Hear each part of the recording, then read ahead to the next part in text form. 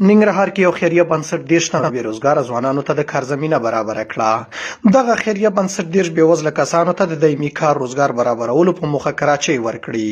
چې د دوی په خبره له دې وروسته به یاد کسان پرې د خپلې کورنۍ لپاره نفقه پیدا کوي. دا اقدام د انصار په نوم یو خیریه بنسټ ترسره کړی. د یاد بنسټ مشر میرویس میلمهپال وایي په دې پروسه کې هر کس ته د نږدې 1000 افغانیو په ارزښت کراچۍ او همداراز میوه ورکړل شوه څو له دې لارې خپلې کورنۍ ته حلاله نفقه وګټي.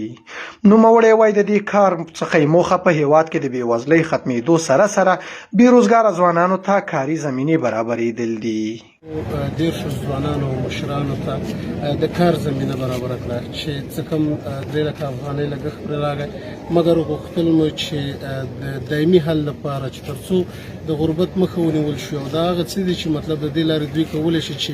موږ پخوا اوړه ورکول یا نور څه کومک ورسره کول د کار زمینه مو ورته برابره کړه تر څو دوی د دغې لارې وکولی شي چې هغه اوړه دوی سره مرسته کېده ځان ته خپله دغه ګټل شوو پیسو باندې واخلي. کورنۍ وي چې موږ به میاشتني همکاري ورسره کوله، مګر په 21مه ورځ چې به ورغلو د هغوی په کور کې به هر څه خلاص وو. که 1-2 ورځې به ناوخته وو نو د هغوی ژوند به د لا مشکلاتو او تیارو سره مخ شوی. نو مناسبه مو وګڼله چې دا هغه څه دي چې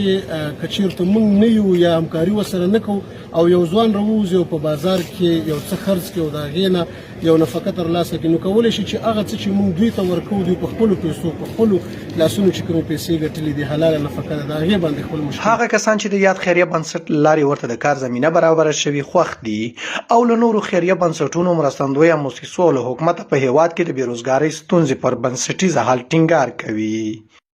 روزان نوم مې ذاکر الله دی، زه پښتې مایي به یم وروره او دغه زموږ د کار زمینه نه وه پورې تر اوسه پورې د هېڅ مزدوري ټول حالات خراب وو. دوی موږ ته د کار زمینه برابره کړه وروره.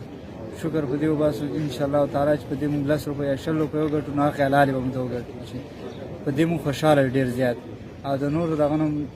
دا هغه دی چې هغوی موږ سره مرسته وکړي. نور خلک راشي یو بوجۍ اوړه ورکړي خلاص دوی موږ سره دونه کومک د عمان کې اوسېدونکی یم او د دونه وس نه لرم چې زه د خپل د دې ریړۍ مطلب اخیستو دغه وکړم. 10-11 کسه کور را په غاړه دی، د ریړۍ راوځم سهار ښار ته هېڅ شی نه بېرته چې کور ته ځم نهار نه ورګرځم وږی تږی ګرځم نو بچي مې په تمه چې پلار وم څه راوړي او چې ورشم حیران شم خدای څه وکړو. یوه لور مې د هغې ته ویم چې بچی د اوبه باندې که هغه چې اوبه باندې کړي بیا هسې واړه په دې تېر باسمه او موږ غواړو چې د خیریه بنسټ موسسې نه مطلب د نورو خلکو سره یو غریبانانو سره کومک وکړي لکه موږ څه چې وکړو. په دې حال کې د نظر خاوند احمد صافی په هیواد کې د بېروزګارۍ او د فقر د مخنیوي لپاره له حکومت د اوږدمهاله پروژو ترڅنګ د حرفوي زده کړو د مرکزونو د پرانستل کېدو او خلکو ته د دایمي کاري زمینو د برابرېدو غوښتنه کوي. خیریه بنسټ چې نن کومه مرسته د بېوزلو خلکو سره وکړله کوم چې د فقر او غربت بېکارۍ له وجې کړېدل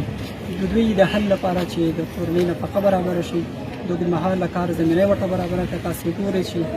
تقریبا د ډېری وطنوالو ته خصوصا ننګرهاریانو ته چې د 2 ولسوالۍ خلک پکې ګډون کړی دی دغه برنامه ورته تطبیق شوله. دوی د حلال رزق پیدا کولو لپاره د کار زمینه برابر شوه.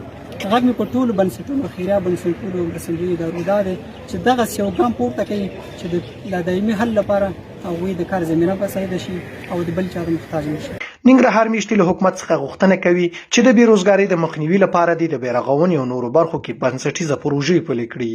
ترڅو خلک له فقر او بېوزلۍ څخه